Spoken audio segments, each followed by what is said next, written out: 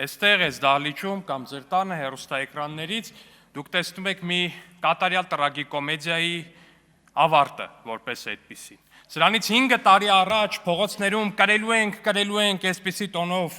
առաջ եկող քաղաքական, չգիտեմ ինչ է քաղաքական այդ բանը, տրանսֆորմեր, քաղաքական տրանս չգիտեմ ինչը մի խոսքով, քաղաքական այդ ուժը այսօր եկել է ազգային ժողովի ամբիոնից խոսում է այն մասին, արա ոնց անենք, որ այս անվավեր քվեաթերթիկները մի քիչ լինի, Քոչարյանը շանս ունենա անցողիկ շեմը հաղթահարելու։ Չի ունենալու այդ շանսը, չեք անցնելու, շեմի տակ եք մնալու։ Սա ամենայն հավանականությամբ ձեր վերջին կամ նախավերջին ելույթներ ազգային ժողովում, Տիկին Գյուրեղյան, ձեր ու ձեր ամբողջ խմբակցության, հեսա էլի ելույթներ կան։ Եկեք շուտ գնացվեք, որ հասցնեք մի երկու ելույթ էլ ունենալ, որտեվ չեք անցնելու։ Այդ անցողիկ շեմի ձեր մարմաճը չի իրականանալու։ Ասում է քվեարկեք ընդդիմադիր ազգային ուժերի, որովհետև այս իշխանությունը դատարկում է մարզերը, որ 300,000 ադրբեջանցի կա։ Արա այս իշխանությունը դատարկում է մարզերը։ Այս իշխանությունը դատարկում է մարզերը։ Հայաստանի Հանրապետության անկախությունից ի վեր միակ իշխանությունը, որի օրոք սահմանամերձ գյուղերում 2000-ից ավել տուն է կառուցվել, այս իշխանությունն է։ Հայաստանի Հանրապետության սահմանամերձ գյուղերում միակ իշխանությունը, որի օրոք այդքան տուն է կառուցվել, Հայաստանի Հանրապետության գործող իշխանությունն է, քաղաքացիական պայմանագիրն է։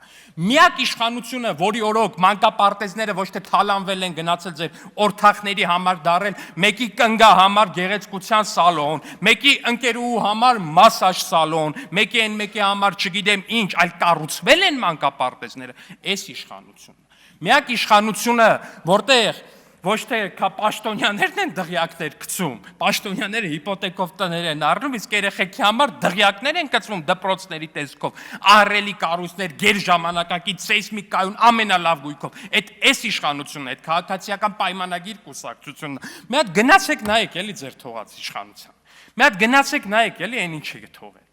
Ինչ եք թողել, ասեք բան են անում։ Ինչ ան, ուզում են ցույց տալ, որ Քոչարյանը Հայաստանում բան է արել։ Այս բան ամբողջ հանրապետությունում գնացել կանգնել են Դիլիջանի թունելի դեմը,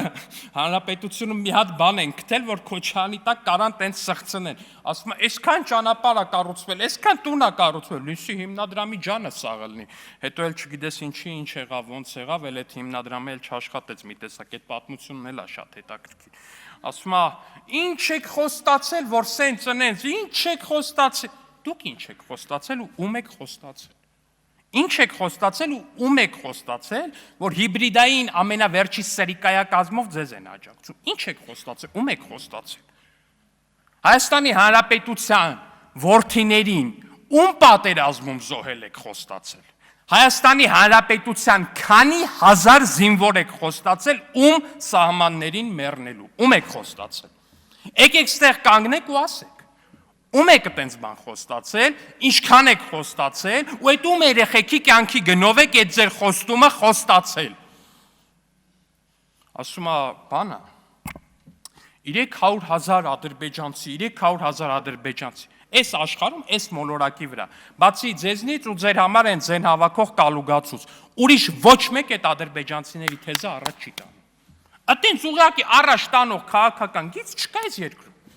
Այս երկիր ասելով մոլորակում նկատի ունեմ, չկա տենց բան ու վերջ, չկա տենց բան, այ մարդ, ոչ մի տեղից տենց բան չկա, Ադրբեջանում տենց այդ դրա մասին չեն խոսում, Ադրբեջանում դրա մասին խոսակցություն չկա ֆիզիկապես, այնքան ինչքան կա Հայաստանի ընդդիմադիր դաշտում,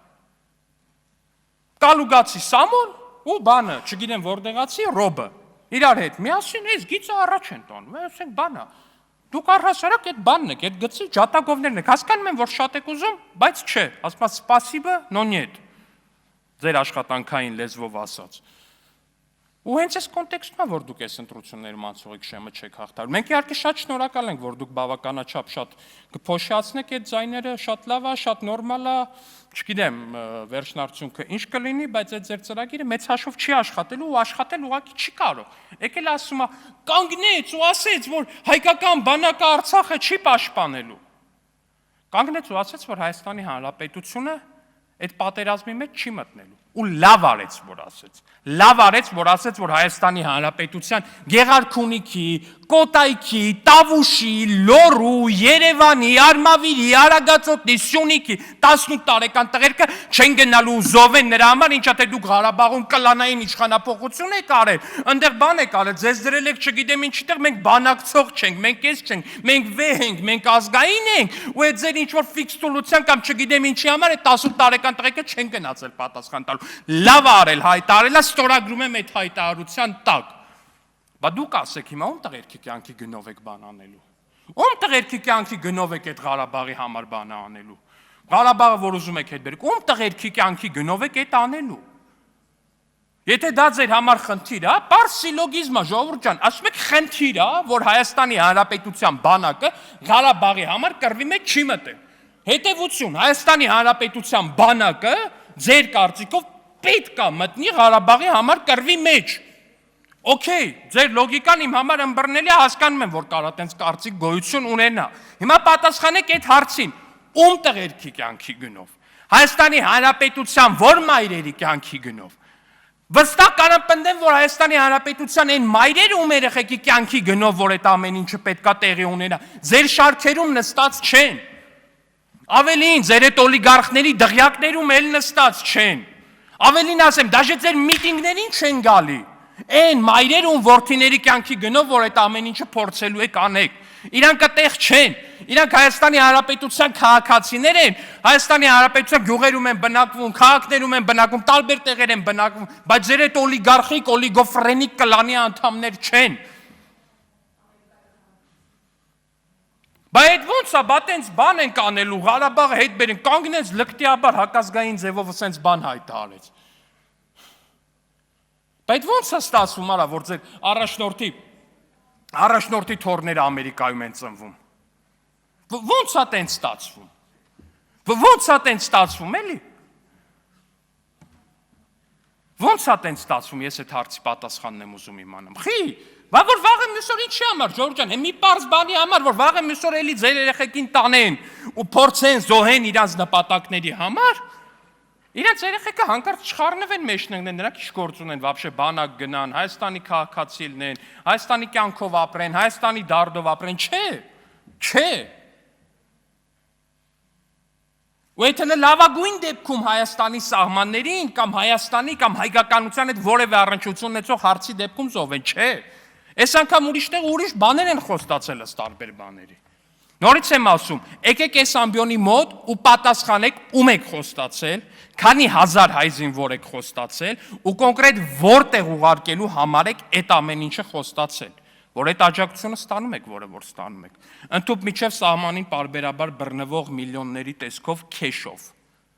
Եկեք պատմեք այդ մասին։ Եկեք պատմեք այդ մասին, որովհետև դուք չպատմեք, մենք ենք պատմել, ու մենք որ պատմենք շատ ավելի դաժան է ալնելու ձեր համար, որովհետև այն հույսը, որ կարող է 1% ասնեք ու ամեն դեպքում անցողիկ շեմը չհաղթահարեք, հիմա այդ 1%-ն էլ չեք հավաքելու ու մեկը անցողիկ շեմը չեք հաղթահարելու։